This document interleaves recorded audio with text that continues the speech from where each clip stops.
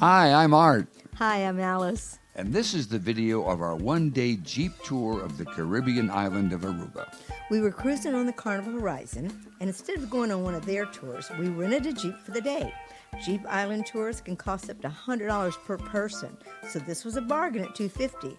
There were 4 of us, Art and I, my son Nate, and grandson Ashton. Off we go. Our first stop was Bachelor Beach, and that's about 20 minutes from the cruise port. Nice roads all the way, and watch for the map in the top left corner to show you our progress going north today. Now, the fun part was being on your own, and you can set your own pace. Here we got some fun shots without the tour bus waiting. Now, Aruba is only 18 miles long, so it's easy to hit in one day. This shoreline goes on for quite a while. We could have stayed here, but we were moving on to bigger things. Now, just a quick photo op of the beach shack, and although the beach is sandy, the road to it is rocky. A passenger car might make it, but spend the extra money and get a Jeep. Here's one of the bigger things I was talking about, the big red anchor, and me and my honey shacked up on the beach. Oh, it's a family video now. We also visited Lord's Grotto, a religious site, but could only access about half of it.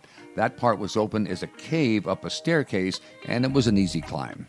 The half we did see had some candles to light, but the previous visitors were burning something else. There goes that nose again. There was a 10-minute stop because the larger area wasn't open to us. Check to see when the whole site is open if you plan to visit. Now, this is just inside the Aircock National Park. It's the Vader Pite Wind Park. Huge 10 wind turbines right at the water's edge. This was so unexpected to see and really impressed Nate and Ashton. Aruba now gets almost 15% of its energy needs from this wind farm, and it was really amazing to see them up close. Another unexpected thing was cactus, like this really big one. Much of the island is dry and rocky, but you always have the gorgeous water, and you need to watch your step on those rocky surfaces. There are several bays along the coast, and these are called bocas. You can see from the map we're about halfway up the island. You'll see many of these along the drive, great photo opportunities to get some great scenery shots. My son Nate loves photography, and this area gave him plenty of things to shoot. This is another big benefit of going out on your own. Now, it was a pretty windy day, and the waves were kind of hitting the cliffs pretty hard, sending up a large spray. I was hoping for a big wave to get the 3 of them just a little wet, but nature didn't cooperate. You'll see the mist coming up here in just a second. There it is, big wave. It was a bit refreshing, though. We're standing 2 feet from the edge of a 40-foot drop here, but it never really felt risky. Now, I love caves, and this one was a lot of fun. It's in the Aircock National Park, and there's no cost to enter. And I like that. If it's free, it's for me. There's also an ancient tribal story about a young Indian princess. Her angry father had her kidnapped and held prisoner in this cave. Along with the ancient lore, it's still an active cave, so please take care when you visit. Stay away from the Indian princesses you see. Now, they're, of course, a little bit older now. Well, honey, old doesn't mean any less attractive. Now, it's very dark in some places of the cave, so you should have some light source. I want you to look at the picture on the left. You can see the ocean from the first chamber in the cave. This gives you some idea how barren the landscape in this part of Aruba is. Other areas of the cave are actually quite well lit. You'll see this shot right here where, of course, Alice is in the spotlight, and it comes from the light openings in the ceiling. By the way, that is a real cross-eyed crab. There is Nate and I and Ashton, and I'm sharing the spotlight.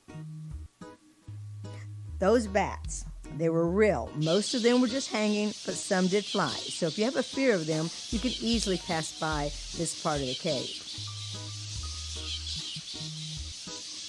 Wild goats can be found around the island. They were not interested in any handouts. Now, the road around the park can be a bit rough. You can see the concrete portion of the roads up there.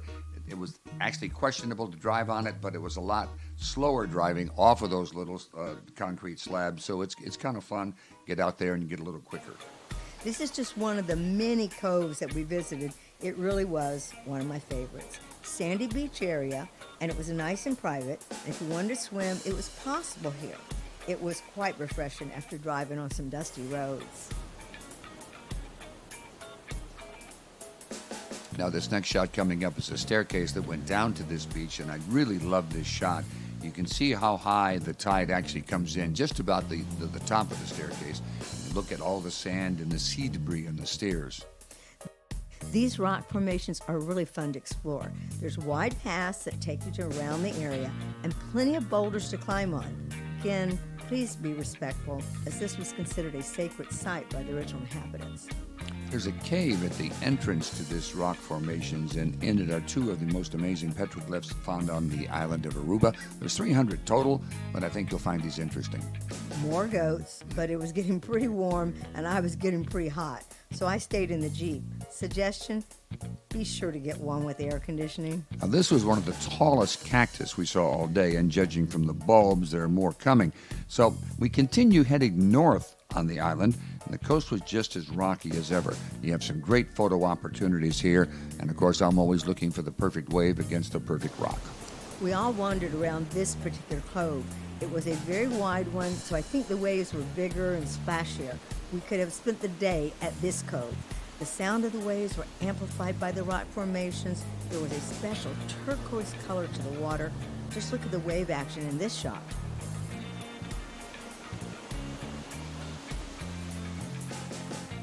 I was really trying to get some shots of the snails here, but there were fiddler crabs and lizards and even little bits of coral like you see in the picture on the right.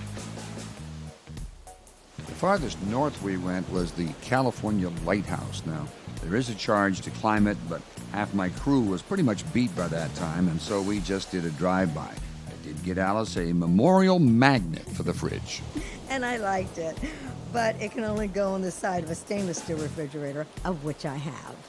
Our last stop was the Natural Bridge, and the larger bridge actually collapsed in 2005, and we spent some time at the Baby Bridge, which you see here on the right. You can cross it, but we didn't. We like adventure, but this was a risky adventure we chose not to take. Back to the ship after a great adventure on Aruba. I'm so glad we went out on our own to explore this wonderful island. Now, traffic can be tricky at the port, so leave yourself a little extra time and patience. Our next trip is going to be Ireland. It will be Art's third time and my first. It's a land I truly love, and I can't wait to show it to her. Happy trails to all of you. We hope you enjoyed our first video. If you did, please subscribe to our YouTube channel. I'm Art. And I'm Alice. On the run. You take it on the run.